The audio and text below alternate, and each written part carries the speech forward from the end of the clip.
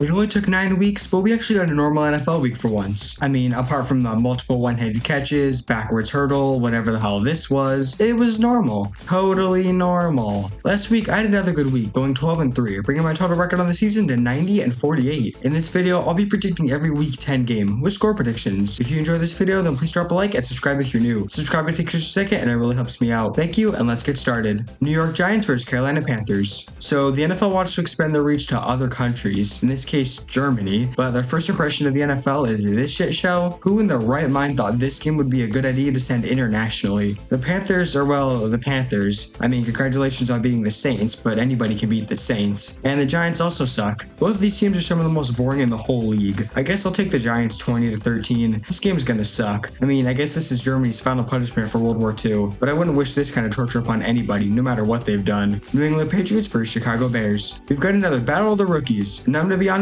I don't have full confidence in the Bears. Their offense has been really bad the past few weeks. Caleb hasn't been great, the offensive line hasn't been great, DJ Moore just walking off the field in the middle of a play. I mean, how long is it really before Eberflus gets fired? The Patriots just lost to the Titans, and Drake May, well, alright, let's talk about May. I think a lot of people are going to say this loss is on him, and yeah, it partially is. He had 3 really bad turnovers in this game, especially the final interception, but come on, those were 3 plays in an otherwise good game. He went for damn near 100 yards on the ground because his running backs combined for 12 carries for 15 yards. His leading receiver had 56 yards, which shows how bad that aspect of the team is. And the final drive in regulation was spectacular. No other way to put it. That is a veteran drive by a rookie in his 5th ever game. Are the Bears the better team? Absolutely. But I don't trust the Bears coaching staff, and I'm calling a Patriots upset 24-20, leading Caleb Williams to be 0-2 against his draft class. And I think Eberflus may get fired after this one. San Francisco 49ers versus Tampa Bay Buccaneers. I feel bad for Tampa. They have a good team. They really do, but it's been decimated by injuries and poor coaching. Baker Mayfield is having a phenomenal season, but his top weapons are Cade Otton and Sterling Shepard. That's just not a recipe for success. The 49ers should be getting a big piece of their offense back. Christian McCaffrey's finally returning, which is huge. Jordan Mason's been really good, but he's not Christian McCaffrey. Their offense is going to be even more explosive than it already is, and that's scary for the rest of the league. I'm going to take the 49ers 31-28, causing the Bucs to lose their 4th straight. But Tampa, it's not over for you. Your schedule is really easy the rest of the way, so you're not out of the playoff race just yet. Denver Broncos versus Kansas City Chiefs. Yay, the Chiefs are still undefeated, and still getting away with blatant penalties. Though let's be honest, the Chiefs were the better team on Monday. They have been all year.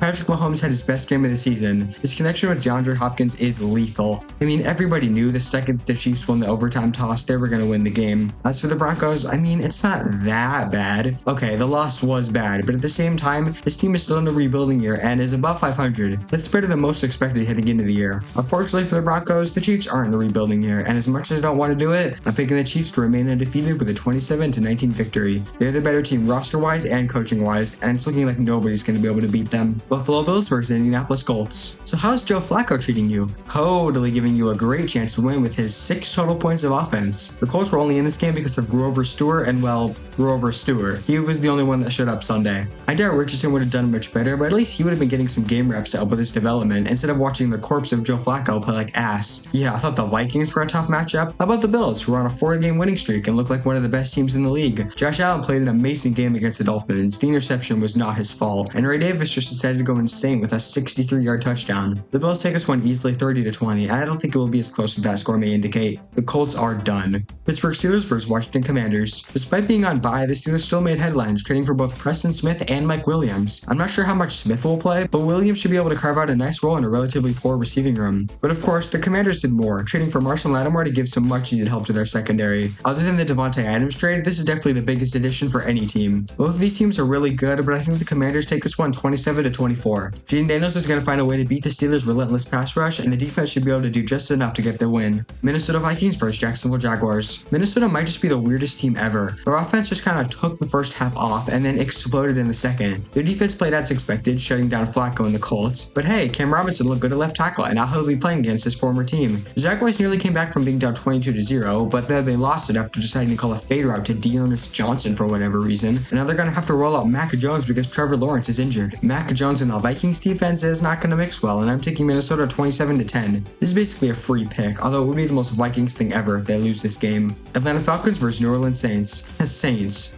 How? Just how? Losing to the Panthers is basically the equivalent of committing a war crime, but the punishment for it, that's probably a blessing in disguise. Say goodbye to one of the most incompetent head coaches in the entire league. They still have Derek Hospitable Carr, and they no longer have Marshawn Lattimore, so RIP their pass defense. The Falcons are on a roll, having won 5 out of their last 6. Kirk Cousins is playing some of the best ball of his career, and Darnell Mooney and Kyle Pitts are re-breaking out. The only question is if Drake London will play, but even if he doesn't, I think the Falcons offense will be just fine. Last time these two played, it was close, but this time I see the Falcons getting a comfortable win 30-17. The Saints aren't going to go 2-15, right? Tennessee Titans versus Los Angeles Chargers. Well, the Titans beat the Lions curse, so that's good, though I can't really think of anything else to say about them. I mean, Tony Pollard looks good, so there's that. We know what the Titans are at this point. Will Levis looks to be coming back, but I'm not sure how much that's going to change the offense. The Chargers decimated the Browns on every level. Their defense suffocated Jameis Winston, and their offense was led by great performances from Justin Herbert and Quentin Johnston. J.K. Dobbins also had his first good game since week 2, so that's a good thing, I think.